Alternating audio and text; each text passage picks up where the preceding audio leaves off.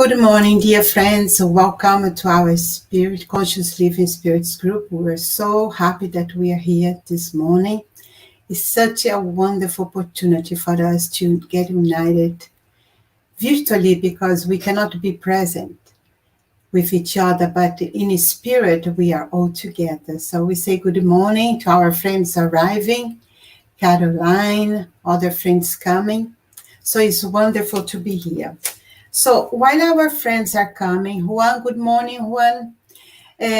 We are going to do a reading from the book Happy Life. We love this little book.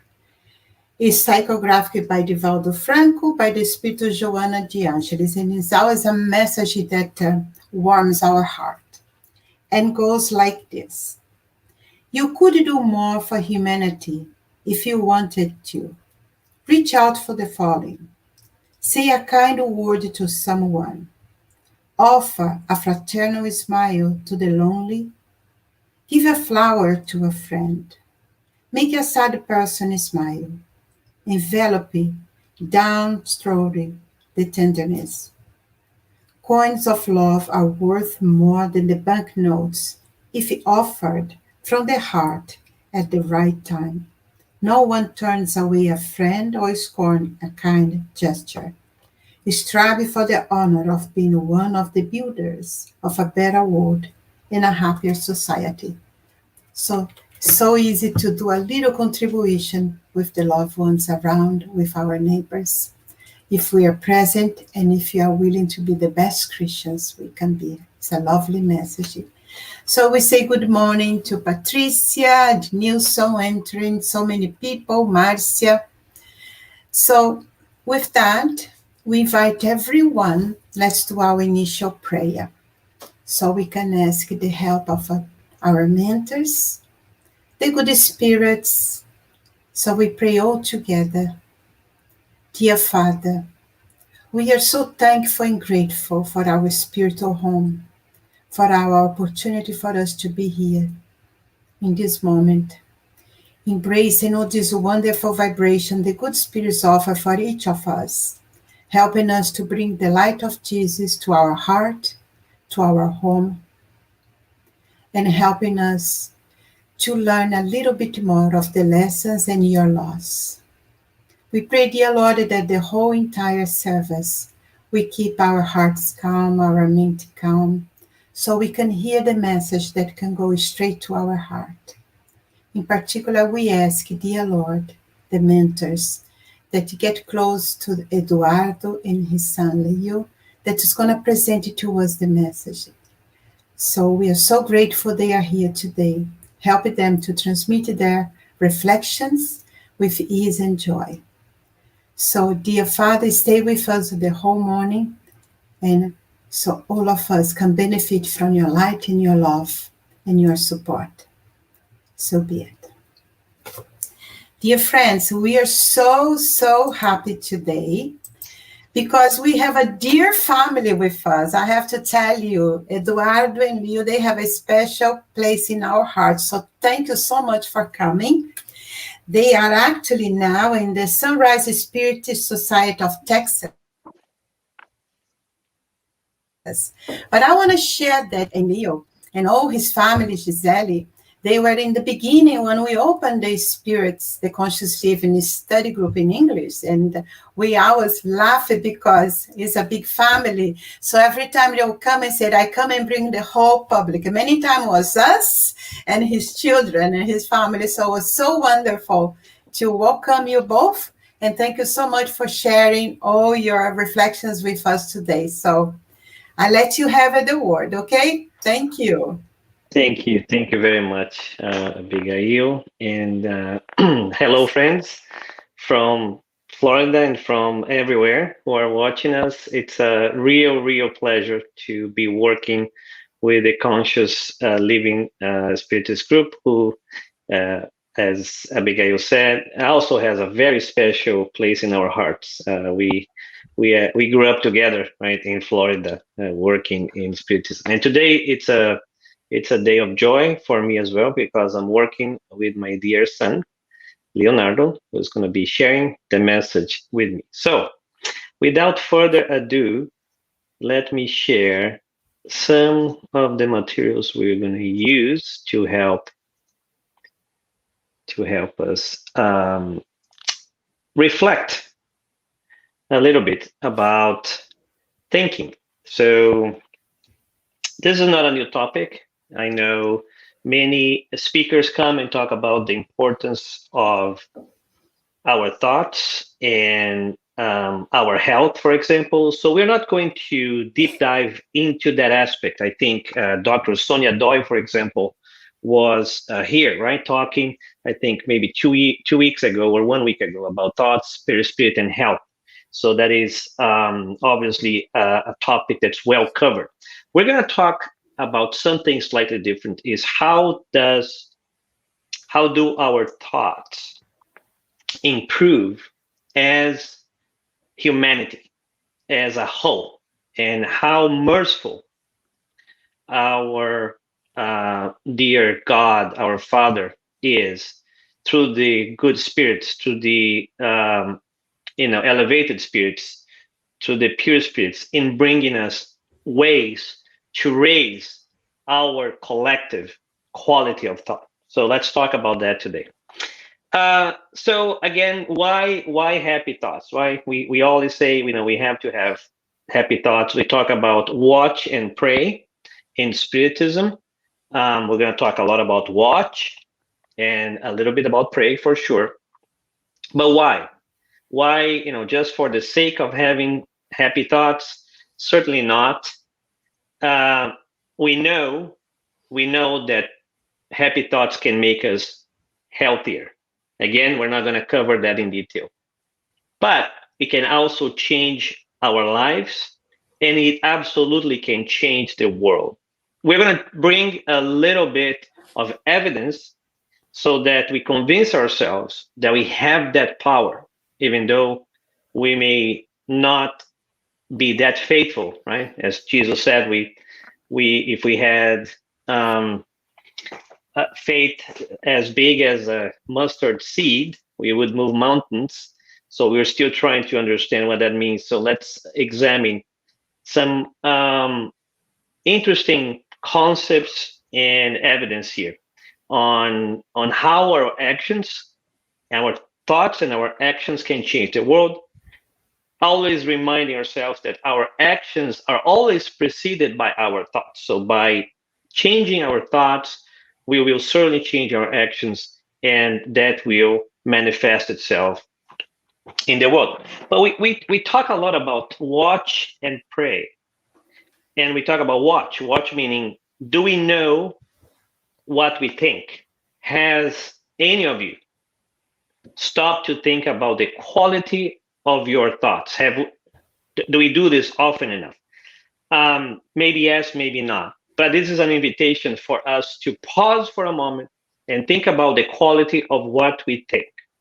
And that's an important concept we're going to expand a little bit later today. So just for the sake of it, I mean, if you search about quality of thoughts, you'll see some studies that have been done. And I don't know if this study that I'm going to share is any better than any other study, but I thought it was thought provoking. So I found it at the National Science Foundation. Someone with a lot of time in their hands decided to count the number of thoughts that we have in a day, and they concluded that we have about 50,000 thoughts a day. I've seen numbers ranging from 30,000 to 80,000 to 100,000. I don't know. I don't know how you even count the number of thoughts you have in a day. But let's suppose for a minute that you do have 50,000 thoughts a day. They concluded through analysis that 40% of those thoughts are related to worries that will never happen. Ask yourself, do I worry about things that will never happen? Do I look at the sky and I see a plane and I think, oh my goodness, what if this plane would fall from the sky right now? And other things that we are always worried about that may never actually materialize, or they have a very, very, very small chance of happening. Still, we are wired to worry. 30% are related to things that already happened. We tend to live in the past. We know that. And, it's important to reflect on the past, but it's not really helpful to be stuck in things that have happened other than to learn and to move on. 12% are related to our health, and that's fair. And this was done before the pandemic. I'm pretty sure if this study was taken today, this would be a much bigger number, rightfully so. And that is important for us to worry about our health. 10% related to other smaller unimportant things, and that leaves us with 8%, which are actually useful, relevant thinking. Again, I don't know if this is real, but it's very interesting to help us reflect upon what are the qualities of my thoughts. Again, we're not going to talk too much about thoughts and health, only to say that even the World Health Organization recognizes that health is more than just your physical well-being. According to the World Health Organization, health is a state of complete physical, mental, social, ecological, and spiritual well-being, and not merely the absence or disease of infirmity. And we learn in many of the Spiritists' books and works and literature that, especially through Andre Lewis, through the mediumship of Chico Xavier, the mechanism of how our thinking, our state of being affects everything around us, including our health. There's a passage in Missionaries of the Light that talks about how the body is immediately impacted by sick thinking, right? By disturbed thinking. It's immediately impacted by that. Now, how do thoughts affect our reality? Again, we have some very interesting references in the Spiritist literature. And I'm going to use a couple references from the Genesis, chapter 14, and also a book called Mechanisms of Mediumship from Chico Xavier and Waldo Vieira. And essentially, we are taught that our spirit has the ability to produce continuous thought. We're going to talk about continuous thought. It's something very hard to do. But if we concentrate, with enough intensity, right, and through the frequency of our thoughts, whether it's higher or lower, and the intensity, how focused can we be, and through our will, we transform the universal cosmic fluid. We are able to condense our thoughts, and that basically manifests immediately in our perispirit and then in the outer world. So this is how thoughts actually materialize. And Kardec and the good spirits will go through this mechanism in more details, certainly in those references in the Genesis and in Mechanisms of Mediumship and many other works that we have access to. But does this actually happen? How does this happen? Can we prove that it happens? And I think the best documented experiment around materializing thinking or impacting the actual world we live in is something that is extremely well documented. It's called the Transcendental Meditation and TMCD program experiment in Washington, D.C., the capital of the United States, in 1993. This was a study that was done to understand the effects of group practice of meditation to reduce violent crime in Washington, D.C. So think about this. A group of professional meditators, again, it's different from us here. We don't have, at least I don't have that ability, right? I'm not trained in meditation, but this is a group of people who are trained in focusing and being able to meditate for an extended period of time. So they proposed a project in the summer of 1993. They conducted this experiment for 2 months, and their goal was to reduce violent crime in Washington, D.C. Think about how interesting this is. They had done smaller experiments before that demonstrated that they actually could do this. And they convinced a group of politicians, scientists, health officials, to put together a 27-member independent project review board, and they got the government of the District of Columbia to actually authorize and formalize this, including the police department and civic leaders. So they approved the protocols of how this would be done, and they analyzed and observed the results to prove that this was actually real.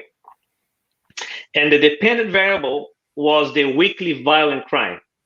And they had a way to measure this, and they would discount things like the weather, because there is a relationship between the weather and violent crime. So they would adjust for all of that, and using data from the FBI, they would measure what would happen to violent crime during those 2 months. Very interesting. Here's the results. I don't suppose anyone will understand this complicated graph. I'm just going to show you that the green line here and the bottom part shows the number of weeks, 8 weeks, right, from left to right. So those were the 2 months that they conducted this, and the green line shows the number of meditators. They would start bringing meditators to a big pavilion. Every week, they would increase the number of meditators. They started with about 600. You can see here in week 4, they had about 1,000. In week 5, they brought another 1,000, and they ended up with about 4,000 meditators by the end of the 8th week. So they were bringing more and more meditators to basically pray and meditate the entire day, and that's all they did. And you can see here the golden line shows the reduction in violent crime in Washington, D.C. So it was gradually decreasing, and by the end of the 8th week, it had decreased almost 25%. So this is well documented. It's kind of evidence that you can do this. But how can we do this? Can you and I do this? Are we able to have this much power to change the world that we live in? The answer normally is no. And the reason is we don't have that much capacity to concentrate. Actually, the average person loses their concentration every 8 seconds.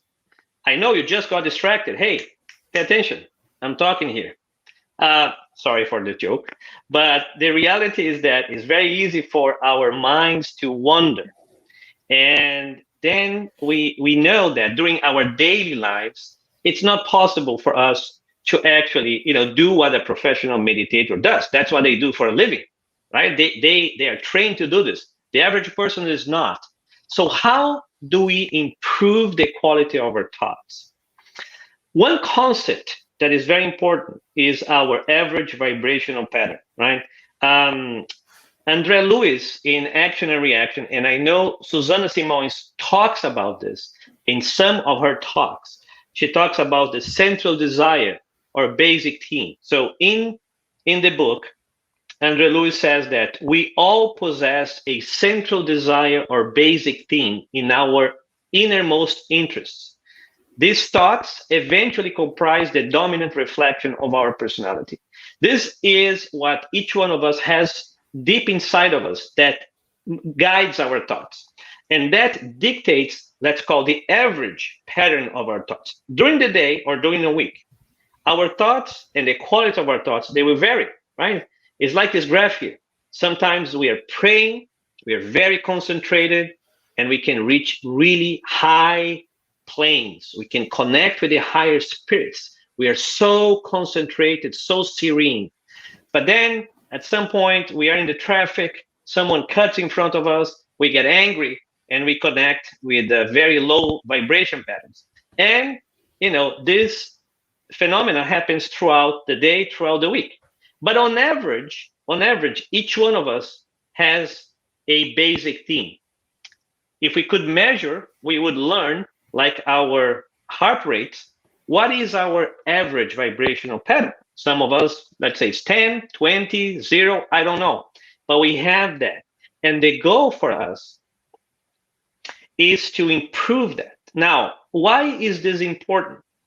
This is important because Andre Lewis explains to us that we all individually produce those vibrations, and we know that, right? And each one of us has a different quality, average quality of vibration, or basic theme, or central desire, as Andre Lewis puts it.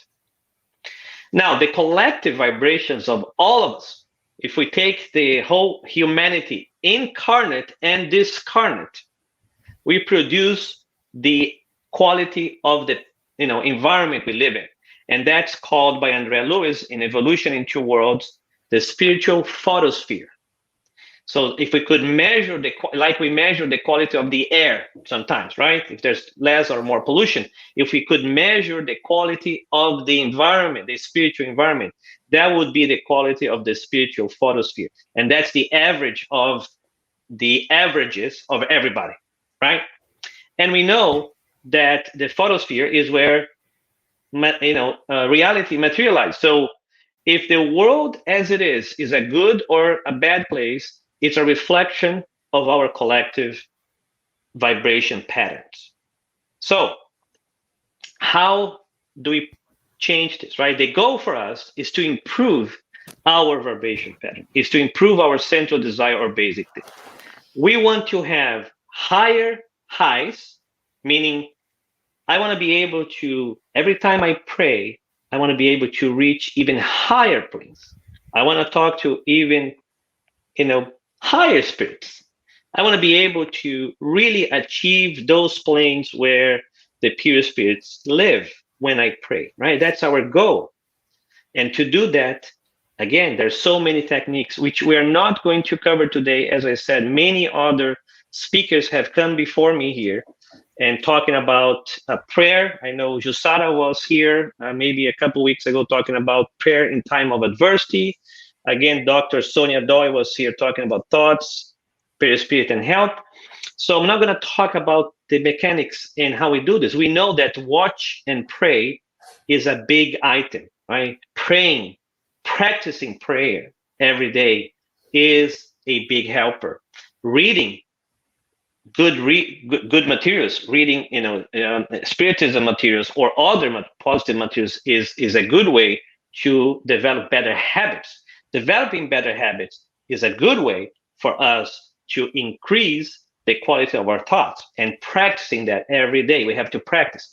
So the goal here is to reach higher highs and higher lows, which means that the next time something bad happens to you, you don't let it sink so low, right? It stays a little higher than before. And next time you pray, you are able to connect with even higher planes in the spiritual world. So that's the goal. And by doing that, we actually increase the quality of our individual vibrational pattern, again, central desire or basic themes. And if we can do this at scale, we actually change the world. But how does that happen? How can we do that at scale? We're so small and we are so weak, but we forget that we have a very deeply loving Father. We have the providence that takes care of us. And once in a while, providence will come and help us focus on more positive ideas that will help everyone actually reach higher highs and higher lows. And this is what Leo is going to talk about next, is how does this happen at scale? Leo, the mic is yours. Okay, thank you. As we've established, we have our spiritual photosphere, and in order to elevate the spiritual photosphere, right, which is the average of all of the spirits in our world, we we need some help, right? So as Eduardo said, providence assists us, and we have here sort of 3 points, 3 explanatory points on how providence does this and helps us to improve our spiritual photosphere, to improve our vibrational patterns at scale. So number 1, providence orchestrates the seeding of new and positive ideals as we reach new stages of maturity. And an example, or a few examples of the seeding of these new and positive ideals were the 3 revelations, right? So Moses with the Old Testament, Jesus with the New Testament, and Allan Kardec and the spirits that helped him with the Spirits book. And so these are examples of new and positive ideals, and we see sort of how this happens in sort of a leap, right? In a sort of a movement. And to help with that movement is the second point, which is that thought and spiritual leaders act as beacons that help these ideals spread. We often see that in order to have the seeding of these new ideals, we need thought and spiritual leaders assisting us, right? Great figures throughout history that have helped us to understand and to embrace these ideas, which is the third step, embracing these higher ideals, which causes positive and lasting change intellectually, materially, and morally. And an example of positive ideals that come from Spiritism is from the Gospel. And this is a very well-known quote that goes, "Spiritists, love one another, educate yourselves," right? Those are the 2 main tenets of Spiritism. And a good example of a movement which aided us in improving our ability to love one another and to educate ourselves was the Enlightenment. And in On the Way to the Light, there's some commentary, spiritual commentary on the Enlightenment movement. And so this is a passage from On the Way to the Light about the encyclopedists, which were some of the Enlightenment figures. And I'm going to be reading this passage here. "The 18th century began with equally renewing struggles, but high-order spirits of philosophy and science, who reincarnated chiefly in France, would fight against the errors of society and politics, upending the principles of divine right, in whose name all sorts of barbarities were being committed. Amongst this plethora of reformers were the venerable figures of Voltaire, Montesquieu, Rousseau, d'Alembert, Diderot, and Quesnay. Their benevolent teachings reverberated in the future United States and throughout the rest of the world." So we can see that these figures, which represent the Enlightenment movement, they were part of this movement that was the seeding of new and positive ideals, right, through their help. And obviously remembering that these spirits are enlightened spirits, right? Whenever our world is ready, we often receive great figures which are, head and shoulders typically above the rest, because they are to be the leaders of movements that will improve our world. And so, yeah. So I'm going to be focusing here a little bit on the Enlightenment because I think we should talk about, since we are talking about how this happens at scale, and I've chosen to talk about the Enlightenment, there have been people who have tracked how the world has panned out since the Enlightenment. And so one of these people is Steven Pinker. And I'm going to be reading his bio, and I'm going to be referencing one of his works in the coming slides.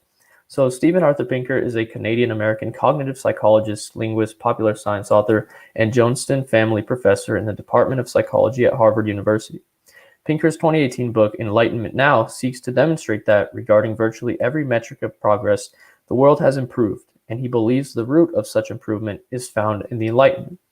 And so Pinker's book basically establishes a connection between the Enlightenment and progress in the world. And I'm not going to be able to do that because, he does it in a very lengthy book, which I would recommend anyone who's interested in this kind of thing read that book because it's very detailed, and there are many graphics, and I'm going to be showing some of the graphics here, which illustrate the progress that Pinker investigates. So here are some ways, according to Steven Pinker and his research, that the world has improved since the Enlightenment, right? Improvement at scale. Life expectancy, we see the many curves here, or the many lines starting from at birth and starting from the year 1701 all the way to 2020. You see there's a precipitous increase. And starting at the year 1701 is important because that was sort of around the time of the beginning of the Enlightenment. And then we see, the rest of the curves there are for life expectancy for a 5-year-old, 10-year-old, 20-year-old, because obviously as you age, the expectancy that you'll continue to survive increases. But regardless, all of the numbers have increased tremendously.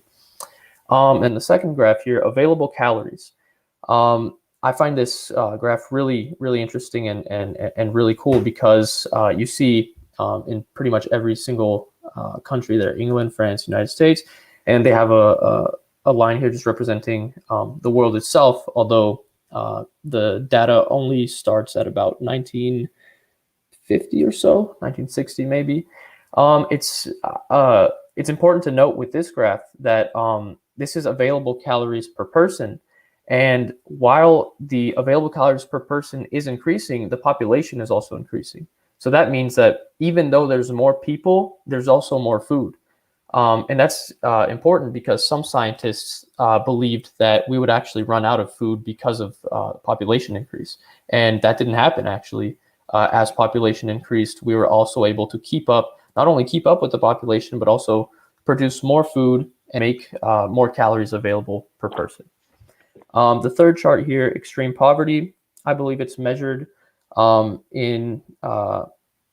extreme poverty is measured here as, I think, $1.95 a day in 1970 dollars, because you might find that an arbitrary measure of extreme poverty, but they needed some measure, right, in order to be able to track progress.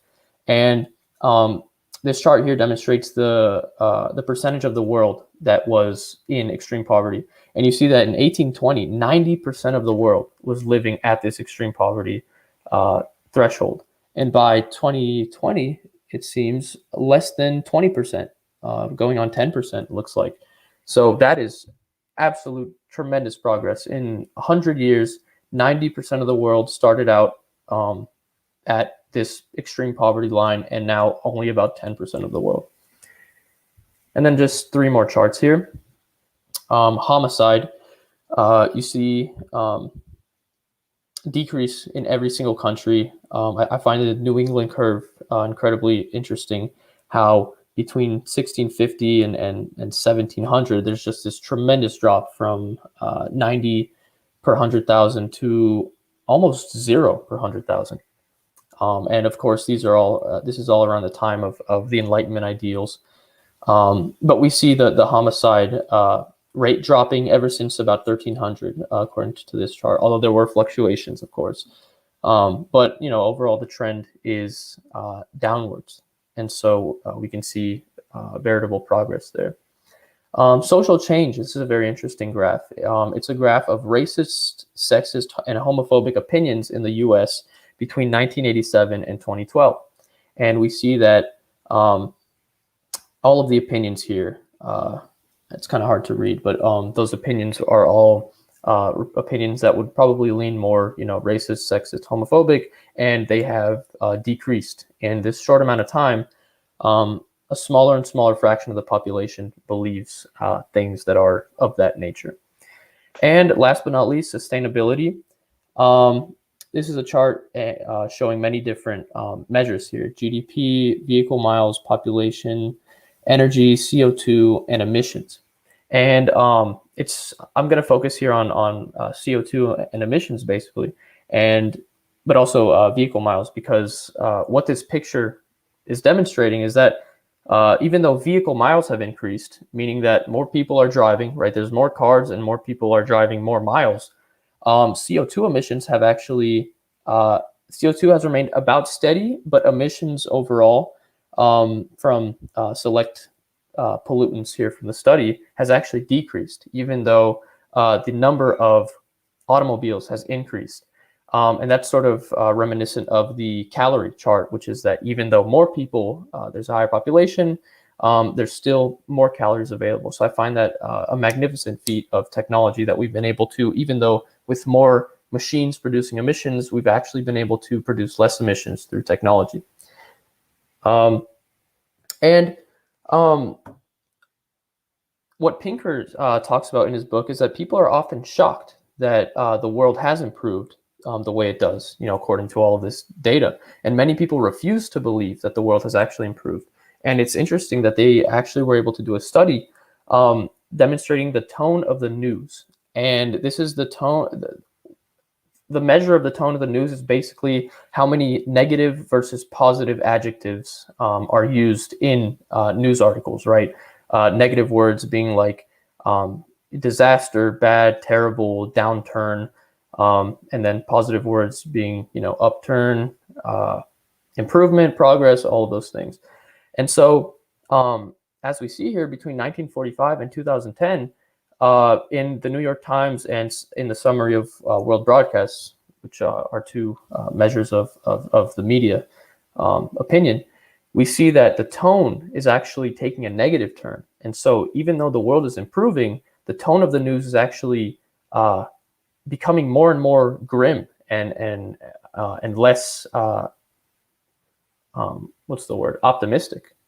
And so Pinker says that this is one reason why, like for example, an example that he gives is that people think often that in the 1980s or so, it was safer to go outside, and that nowadays you shouldn't let your kids go outside.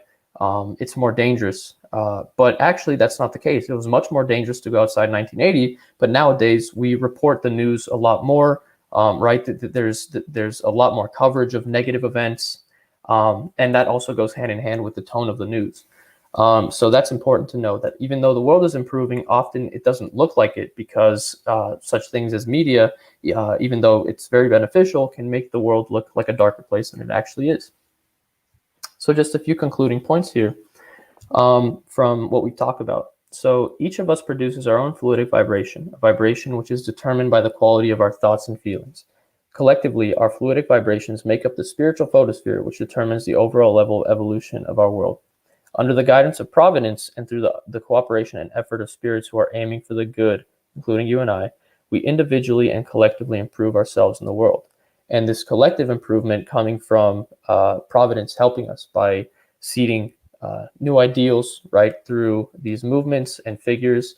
And as we can see, there has been progress, and the Enlightenment is an example of this. Thank you, Leo. So thank you very much. So in closing, as Leo said, I think the messages that we want to leave everyone with is that I think, and I'm so grateful for that book from Steve Pinker. When Leo talked about the book for the first time, and I had the opportunity to read, I was so inspired, because someone went through the trouble of proving with data that the world is improving, right? Because many of us, even though we logically think that the world is improving, sometimes it feels like it is not, as Leo said. The book proves with plenty of evidence that by any measure that you collect, the world has improved materially and continues to improve. The trend is very encouraging. The world 50 years from now will be better than the world as it is today. Unfortunately, the news needs to make money, and the news will focus on what grabs our attention. And unfortunately, we still like to focus on the negative.